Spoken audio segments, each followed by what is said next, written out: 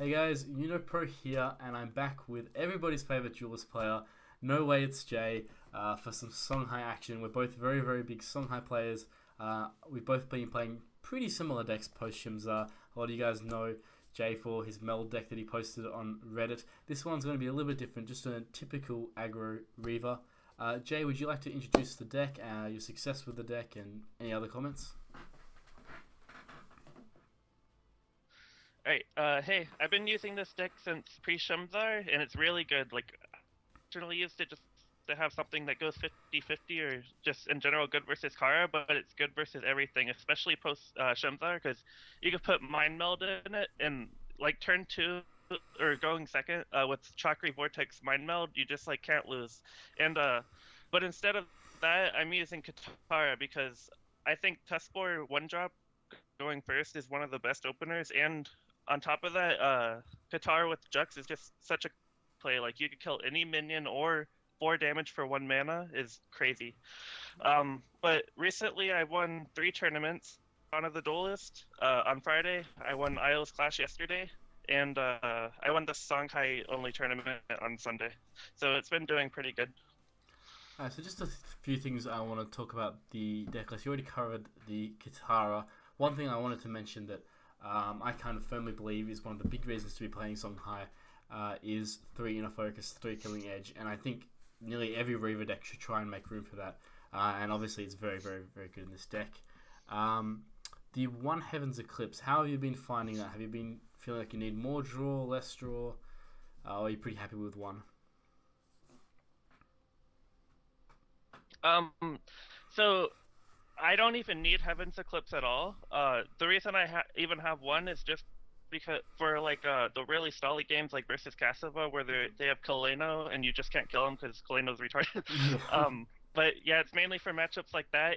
And the reason I don't run more than 1 is because I want to make my Heaven's Eclipse turn as strong as possible. Like, if you use it on 5 mana, I want to get Vortex, Saber Spine, Jux, or something like that with Blood Rage to do a lot of damage still, and not search another Heaven's Eclipse. Yep. That makes a lot of sense, and I think the games where you have there's so many games where you start off with like a strong Spelljammer or a strong Lantern Fox, especially going second, and then those games you basically never need it if you're able to leverage that pretty well. So I definitely don't mind the 1 of Heaven's Eclipse. I think that's pretty much all to talk about. I really like the juxtaposition at the moment for Songhai, especially against Vitruvian players. If they like drop Nimbus and you juxtaposition and you deal with their whole turn, their whole 5 mana for 0 mana, you basically just win on the spot a lot of the time. And obviously good against some Myers and all that. So I really, really like the juxtaposition. It's probably enough about the deck. I think we're ready to get in game. So I'll just take the deck list off the screen, and when you're ready, I'm just going to click play now. Alright, so this was from a tournament game versus Zowie. You're playing Vath. I think one thing really nice about this opening hand, I love going second and having Lantern Fox in Mana Vortex Phoenix Fire, and I think we might see how strong it is here, just dealing with their 2-drop and playing a 3-drop of your own. Oh yeah. Are we watching the first game where I lost? This is the first game against Vath, right? We do have the right game, do we? Okay. Yeah. Yeah. Okay. Well, you just Mana Vortex. Because I went Chakri. Okay, we might have the wrong game. No, I went Chakri Phoenix Fire. Okay, we definitely have the wrong game. Okay. That's like we'll just quickly get out of that. I'll just turn my screen off. We can do this very quickly. Okay. I swear I clicked on the first game. Okay. Let me see. Alright. Sorry about this, guys. Oh, excuse me. Alright, let me quickly get into the game. Probably should have checked we had the right game first. Okay, yeah. I think I might have clicked it, yeah. I'm past the wall again whenever he moves. Yeah. So I'll wait. So real time on, 1x speed. We probably won't pause too much. Okay, yep, this looks like the right hand. Okay, so you just at the start of the game now, or? Okay. Right when he moves. Okay, cool. Alright, I'm pressing play back now, and we're back with the real game this time. Okay. But yeah, as I was saying, with the Lantern Fox, Mana Vortex, Phoenix Fire, that's so strong to get your own minion out and develop your own. But, I mean, even just Chakri Phoenix Fire is super, super strong. Yeah, especially against Magmar, because they can't even deal 3 damage without a Saber Spine or a Shroud. So it's really difficult for them to deal with. Yeah, definitely. And there's occasionally Scorn, but even Scorn, like, on this board, is completely fine for you. You get to play Lantern Fox and Phoenix Fire, and you keep developing. And we already have that combo that we talked about a little bit with the Killing Edge Focus. And against Varth, I think that's where it absolutely shines. Oh yeah. And here he just plays a Mystic by itself, and that's really good for me because I get to Phoenix Fire like I would have Scorn and keep my Chakri. Yeah, that's really, really good for you. Oh, I'm surprised you're thinking about getting rid of the Inner Focus here. What was the reasoning? Oh yeah, so I figured I could kill the Mystic anyway with just a Phoenix Fire and face, and I generally think that Lantern Fox by itself without Inner Focus is good enough. It probably would have been good to keep the Chakri healthier, but I didn't think it was worth the card to do that. I'm not sure. Okay, yeah. Because if he kills the Chakri, he's not taking the mana, so I thought it was fine. Yeah, so normally my philosophy in this matchup is like always want to have Inner Focus Killing Edge the turn that I have Bloodborne spell, because if you stick it in the corner against Varth, like, it's really, really hard for them to deal with. Sometimes they can trade 1-for-1 with it, but very rarely. And then if they play something slow like Tegeti, and you develop your own minion and kill it for free, it's so, so strong. So I am a little bit surprised, but obviously we just have different approaches to the matchup. Yeah, and here when he used Chrysalis Brisk, I was just so scared I didn't want to deal with anything because I only killed 2. So I was like, fuck it, I'm just gonna try and kill him over 2 turns and hope he can't kill me. Yeah, so the ones on the left side aren't too bad, but the Silphar Elder and the Veteran Silphar are definitely pretty strong. And I think this is definitely a point in the matchup where you start going face. Yeah. Okay. Did you consider playing? Because if I went for 2 of the it was yeah, that definitely could have been good too, but I felt like I wanted to get another Killing Edge or something. Okay. Yeah, like you're definitely on the fastest plan to kill him, and I mean then you give him minions for his Molki Huntress, his Grow to attack, so it's not like you're necessarily, it might be too slow just to even Phoenix Fire him in this game. So, but that is a ton of damage, 12 damage with the Heaven's Eclipse in hand. And I think that's a point that often happens against Chrysalis Burst, especially when it comes so early into the game. It's nearly impossible to win a value game once it comes out, so definitely like the decision to go face. Oh yeah, and if I went to clear 2 eggs, I'd be using 4 damage and he'd get initiative to run away, so it'd be even harder to win, I think. And I think it also comes back a little bit to that decision of replacing Inner Focus, and it's almost like when you keep the Inner Focus and when you look really hard for the Inner Focus Killing Edge combo, you're often playing more of a value game, I find, where you're actually fine with going a little bit longer because that's like a repeatable source of damage and can do really well for you if they can't deal with it. Whereas if you're just going all out face, a lot of the time Inner Focus actually isn't that amazing. And only Lantern Fox is really, on the better side. Katara is also pretty good, but I think in general people do tend to overestimate just how good Inner Focus is on a Lantern Fox. Is that something you find yourself doing very often these days? Inner Focusing a Lantern Fox? Yeah. Yeah, I actually think it is kind of overrated. Like in the Songhai Mirror, anytime I see somebody Inner Focus a Fox, if it's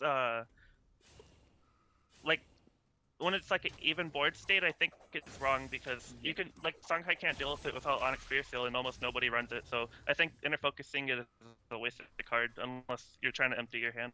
Yeah, I definitely think it's one of the more common mistakes players tend to make. And sure, you get a bunch of Phoenix Fires, but you still use 2 cards. And in the early game, your opponent literally gets to deal with it. They already take 2 damage, and then you just hit it again. So sure, you've given them 2 Phoenix Fires. They basically cycled the Fox and the Inner Focus and dealt 2 damage. But they have all the initiative on the board. And I think it's one of the biggest mistakes. Like, obviously, there's sometimes I'll do it if it's, a 1-attack minion, or if I really need a Phoenix Fire. But in general, I think it's something a lot of people should stray away from,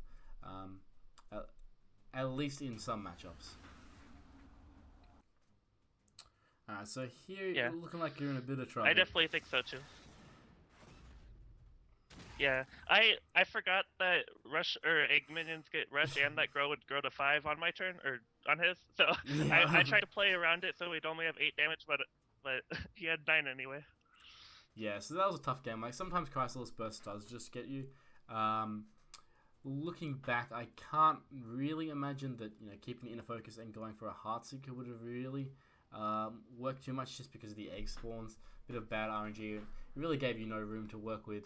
You're kind of cornered from both sides. Whereas sometimes with Chrysalis Burst, with the spawns, you can actually just run to one side and kill them before those things even matter. But yeah, now it's pretty much all set and done for. And Silver Elder from Chrysalis Burst is still pretty damn good. Oh yeah, definitely. Alright, I will just Alright. turn off the screen so we don't get any spoilers and load into the next game. So after that game, I was definitely scared of Chrysalis Burst because that thing just won the game by itself. So I was thinking about Scorn or Ghost Lightning and stuff like that. Okay, so this was a put in my deck. sideboarding tournament? Yeah. Okay. Okay, just loading into the next I'm game. Yeah, I'm just waiting for I'm the in whenever he mulligans. moves. Yeah, I'm just waiting for the mulligan to finish. Real time on. So this is the game that I was talking about, the Lantern Fox, Mana Vortex, Phoenix Fire combo. And is that something you're always keeping? Yeah. Okay, I noticed you got rid of the Killing yeah, Edge. it's one of the best open. Alright, you can start now. Oh, okay. On my turn? Yeah, just started your turn then. Okay, I'm going. Yeah, I think Fox or Vortex Phoenix Fire is one of the best openers, so I try to always keep it. And I kept Killing Edge. Or you mean in the mulligan? Yeah, in the mulligan. Because I think my approach to the matchup. I typically. So go on. Oh, sorry, go.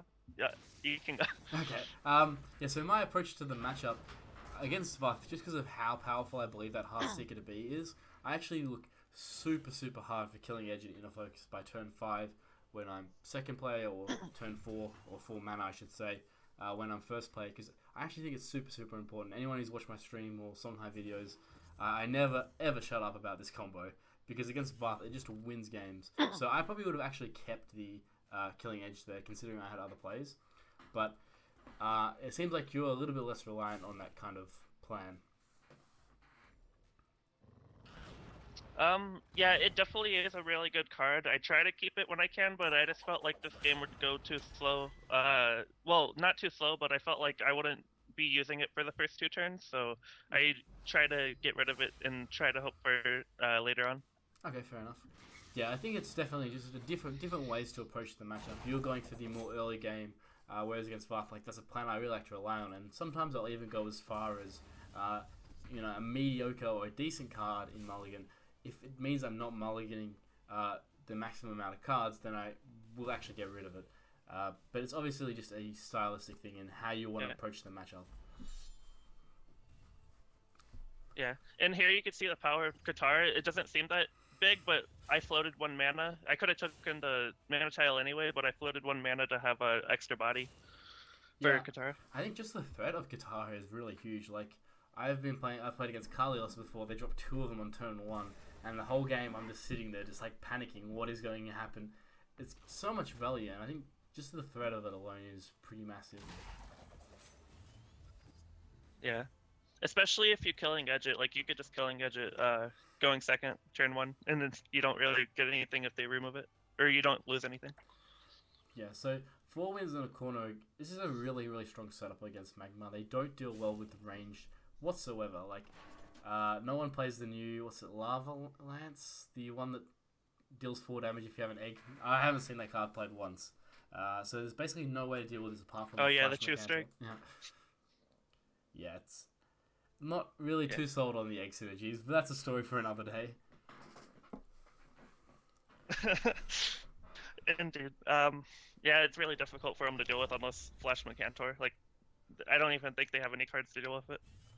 Yeah, so it gives you a free So trade with it. here I was thinking, I really wanted to Killing Edge's Katara or the Heartseeker, but like the Togetti just messed up everything. So I just was thinking real hard. I figured that Katara wasn't worth keeping, so a free kill on Togetti's still good for 1 mana. Yeah, I think I definitely would take the kill here. It does get awkward because now he's going to be at that 6 mana point, and playing around Macantor can get a little bit awkward, especially in this situation. And it's something that's really really important is positioning your generals versus Varth. When Varth is controlling the center and it gets you in the corner, which is kind of where Songhai naturally ends up a lot of the time, it can be really really awkward to avoid Macantor, especially in this situation where the 4 wins out. So what are you thinking about lines of play here? I really want to Killing Edge the Heartseeker just because it's crazy, but I know he's gonna Macantor next turn because no Magmar doesn't have it on 6 mana, so I wanted to Killing Edge the 4 win to play around it a little bit. Was there, if we move, it's kind of it's difficult because I was thinking you could make it so that the Macantor actually can't get in the middle of all 3, but then that means the 4 wins would get killed by the Sunsteel Defender anyway, so definitely a bit awkward way to deal with this. I don't mind this here. And what are we Killing Edging here? Okay, just the 4 wins. I quite like that actually. Yeah, it's to play around. Yeah, it's to play around Macantor, and he still can't deal with 4 wins regardless. So, and if he kills the Heartseeker, he takes 8. Yeah, I mean you get another card from the Mana Vortex, and you draw into some really nice cards to refill, and then it's pretty likely this Lantern Fox is going to find a card at some point. If he has Dispel, there's obviously really high priority targets. And just that I really like that understanding of just he actually just cannot deal with this card. There's really no way for Zowie to ever deal with an 8/6 4 wins that's out of his range of Egomorph, unless he has something really crazy. So quite like this, and then you basically give up a Heartseeker to make sure Macantor isn't too good. So are you thinking next turn? Are you thinking you keep both 3 drops and just use them to refuel?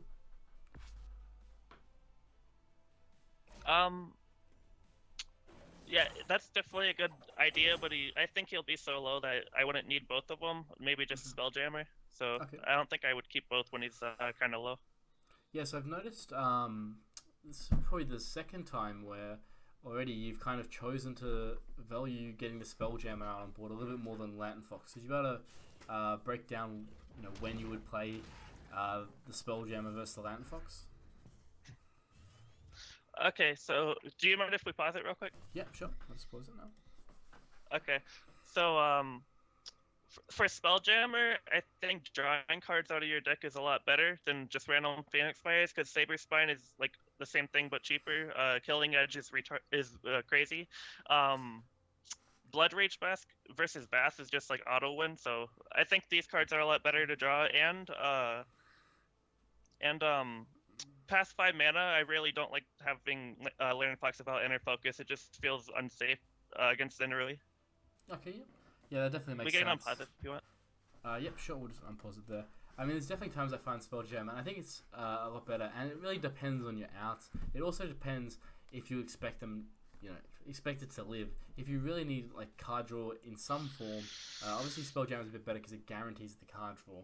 And another thing to mention is,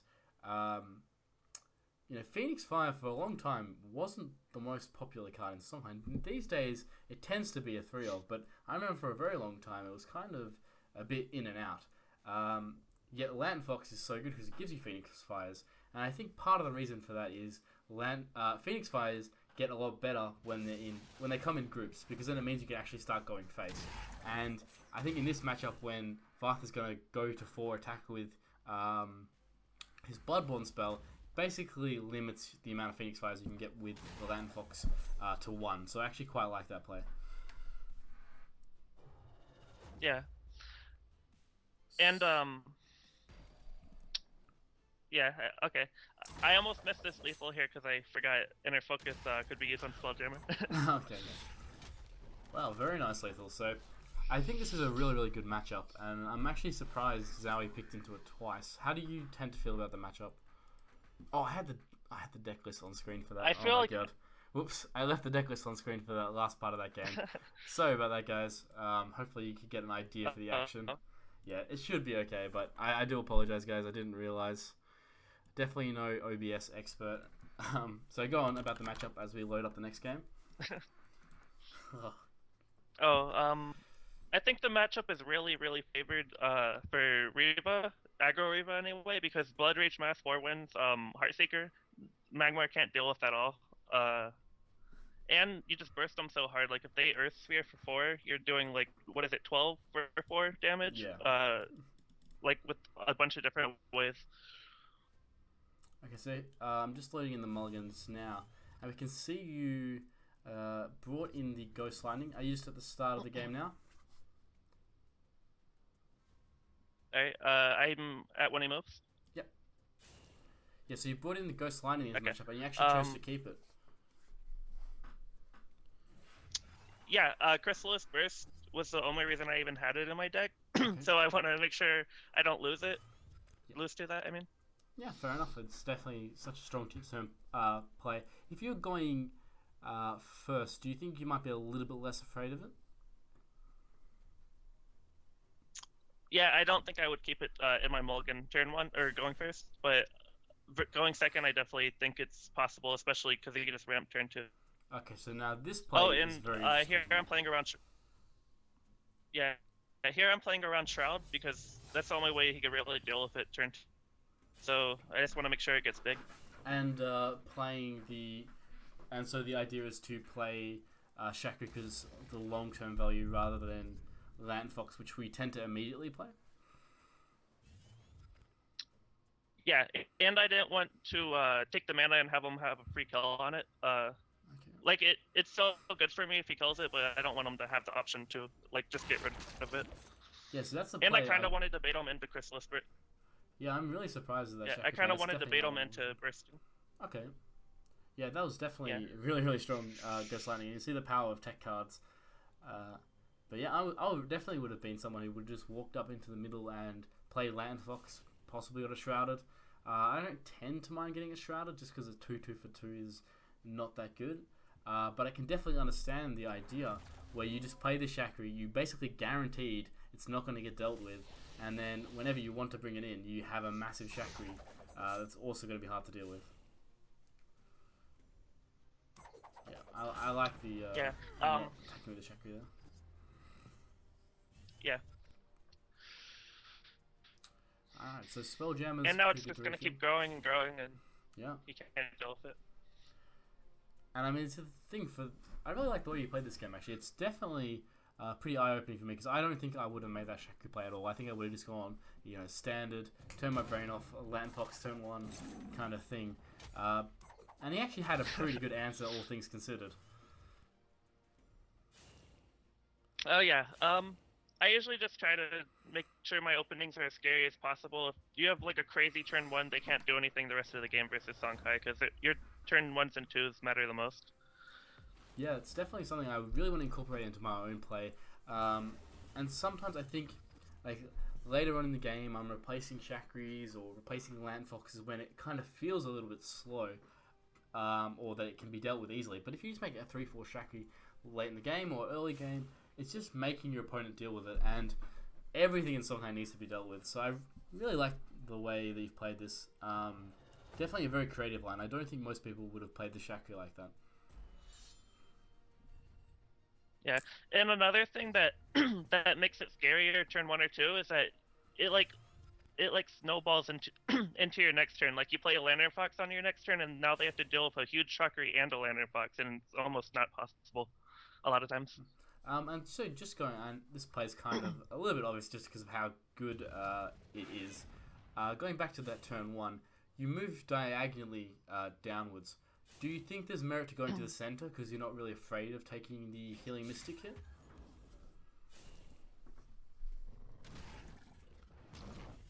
I think we're a little desynced. Oh no, I was talking about the turn 1 play. Is this... Oh. Yeah. You mean where I put Chakra underneath me? Yeah, so instead, like, you could have played Chakra safe and still walk towards the center, but instead you chose to go diagonally down? Oh, yeah, that's just because I have Blood Rage and I want to be as far away as possible, too. Okay, so if you didn't have Blood Rage, you'd tend to go to the center there. Yeah, Yep. definitely. Okay, definitely. Okay, that makes sense. Did forget about the Blood Rage mask. Alright, so here we can see that Earthsphere didn't help him at all, and really the game needs to go super late for actually Earthsphere to matter. Whereas I think some people actually kind of fear this matchup because of Earthsphere. 4 mana that doesn't affect the board, you know, you're doing something wrong if that's not good enough for you in Songhai, because Songhai is basically all about demanding answers, and Earthsphere isn't an answer, and it's definitely not answering this 5/3 Heartseeker. Yeah, the thing I think a lot of people get wrong about Songhai is they just want to go face, but that's not true. What they actually want to do is just develop so many threats that you're... So, him not developing board lets me get like 3 extra really scary threats that he can't deal with. Yeah, and I mean, as we see that, we have 3 really, really good threats on. You give him a okay Mercantor near your general, but then there's still a 4 wins and a 5/3 Heartseeker. And I actually quite like that you didn't put your general near the Heartseeker, because now there's, you know, he can take 5 damage and kill it with his general, but he's gonna die pretty quickly. And we do see the Mercantor come out, and look how much pressure you still have on the board, and I'm pretty sure that's gonna just be lethal. Yeah, I kind of gave him a Mercantor because if he goes for it, I kill him. So I thought it was pretty good to just let him. Yeah, I find myself these days with this kind of Songhai is that the way to play around Mercantor is literally just killing him after they do that. Yeah, definitely. Alright, so we do see just how good Songhai is in this matchup. Like, multiple threats from ranged, and there's really no way he can do it. Didn't get too crammed in the center, so able to...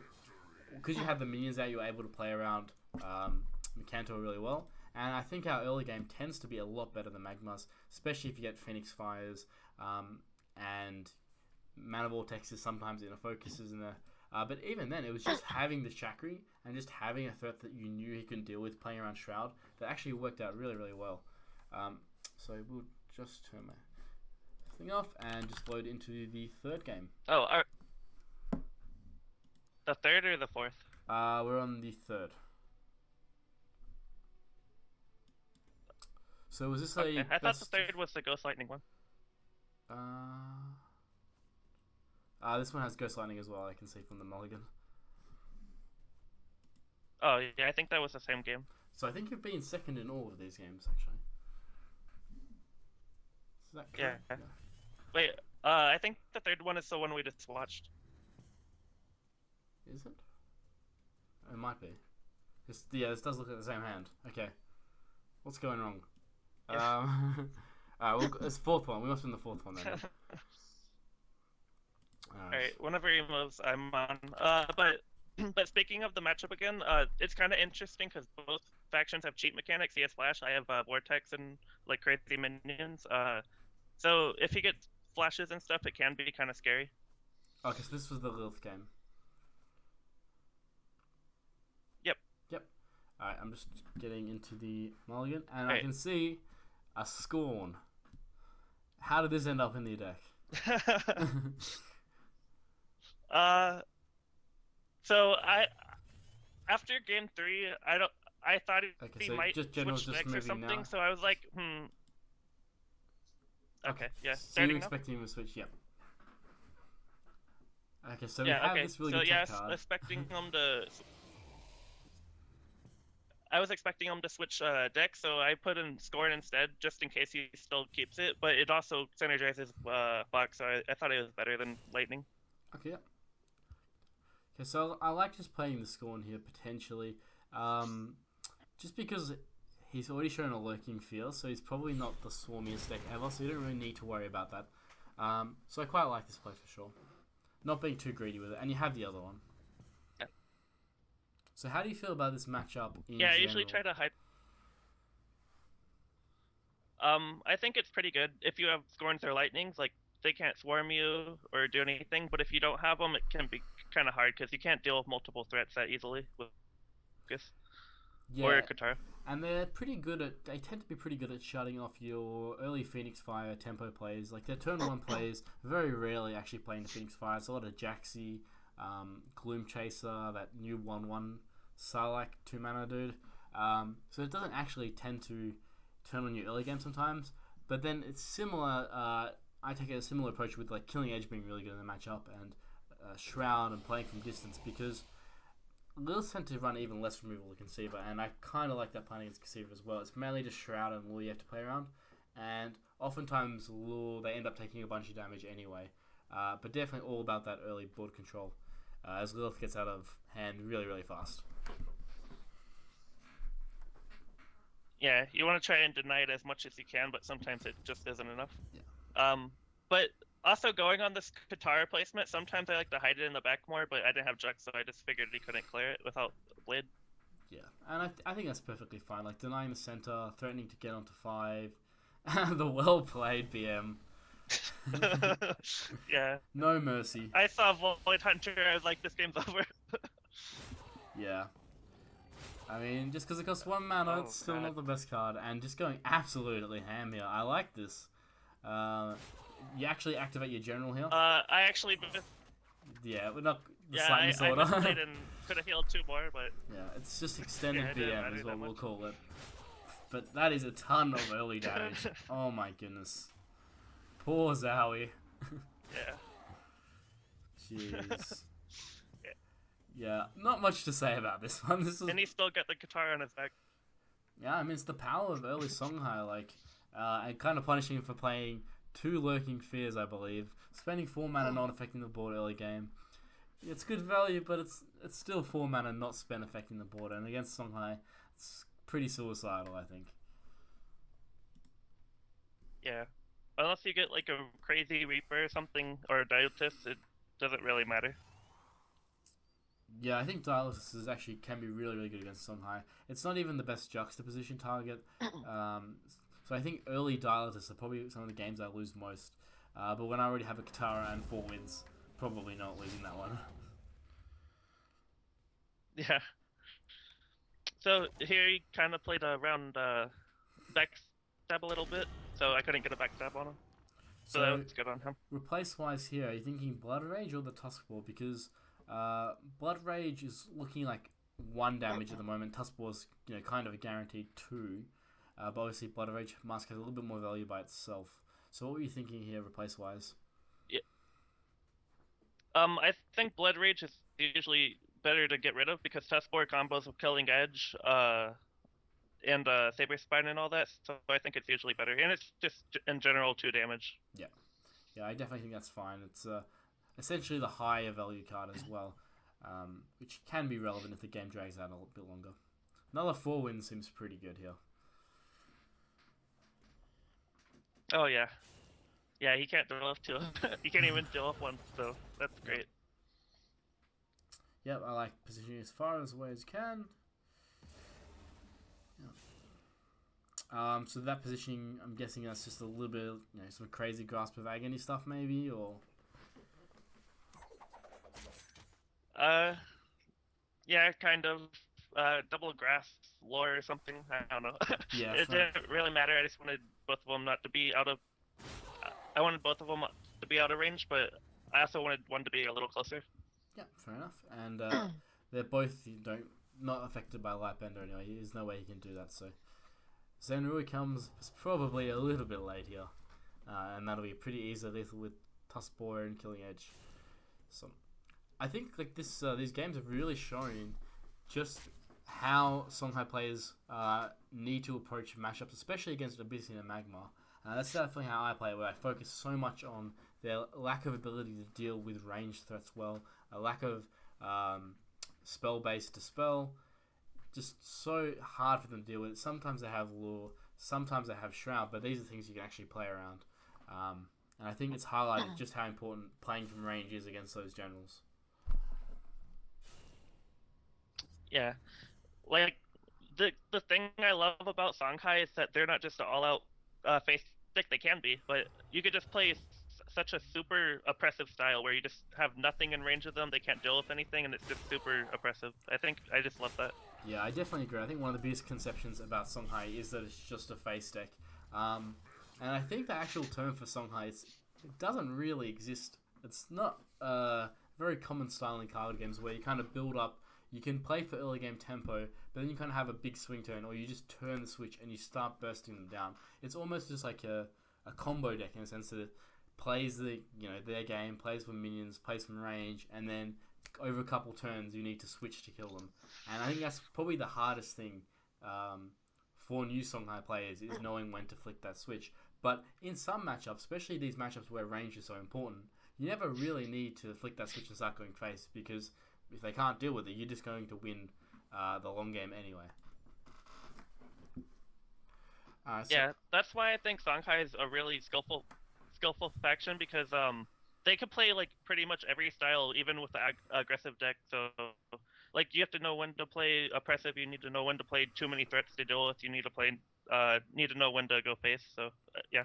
Yeah, I mean, some of like the long games I win are against stuff like Cassiva, like casters, and people will always say Cassiva just needs to get to the late game and then it can survive and win. But Songhai, if it plays from range, actually can win late game. Really hard against some decks like Varth, Abyssian. I've gone 10, 15, 20 turns in and still won the game through multiple Earth Spheres, because it's not just about that face damage. It's really about the threats and understanding how to space out your threats, play around a limited amount of the spell is actually really, really key. And I'd much rather verse like a Varth or an Abyssian who has good healing than something like Vanar who's able to deal with all my threats. So I think that was our last game in there. Oh yeah.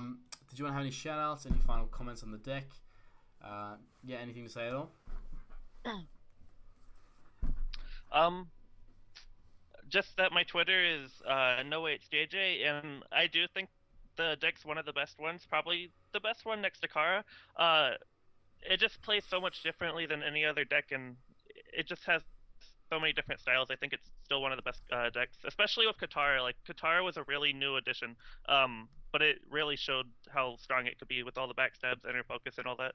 Yeah, first thing I'm doing after this video, as soon as I'm playing, I'm going to be trying out this deck and trying out Katara, because it's not something I've tried out at all. I kind of wrote it off a little bit as a Kalios card. Obviously, 1-3 for 1's actually pretty decent, but I did not expect this card to see play in Reva, and you've definitely convinced me. And I think one thing we didn't talk about with Katara is that in the Songhai mirror, inner focus killing edge is probably a lot better with Katara than a Heartseeker, because then it doesn't simply die to Phoenix Fire, and I think that's actually a pretty huge thing. Oh yeah, especially inner focus Katara killing edge, because you draw a card too. Yeah. Also, one more thing about it is in February or January, whenever I first started playing Songhai, I thought that Tuskboar 1-drop was crazy, like just one of the best openers. I didn't even think it was possible to lose if you went Tuskboar Heartseeker. Yeah. But with Cassava pinging off the Heartseeker now, I felt like it was a lot worse. But now with Katara being the 1-drop replacement for Heartseeker, I just feel like it's back again. Yeah, and I mean, even just having another turn 1 play is pretty huge. Like, I've been playing my list. I can even get up on screen because I already have it set up in OBS. Just on the side there is, I only have 6 1-drop plays. 2-drop plays going first, and one of them is a Tuskboar, it's not even going to stick around. So the addition of Katara definitely seems like something that can fill up that early void, whereas I've tended to rely on a Mana Vortex Phoenix Fire to get me back in, whereas Katara is actually a pretty nice turn 1 play. So definitely looking forward to trying it out. I really, really like the deck list, and obviously it's working if you won 3 tournaments in a row, and hopefully you can continue to do so. You're playing in the World Championship qualifiers on the weekend? Yeah, I'm going to try to. I also going to try to play a Shadowverse tournament, but okay. I'll be there. Alright, awesome. Alright, guys, we'll wrap that up there. Thank you very much for Jay to coming on. Everyone who's watched my channel knows how much I love Jay, how much I love playing his decks. If you watch my lives, I think half of them have probably got Nowayitsj's name on them. So shout out to Jay, being a great deck builder, great guy, and a great Songhai player, of course. If you want to see more, make sure to subscribe, and we'll see you next time, guys.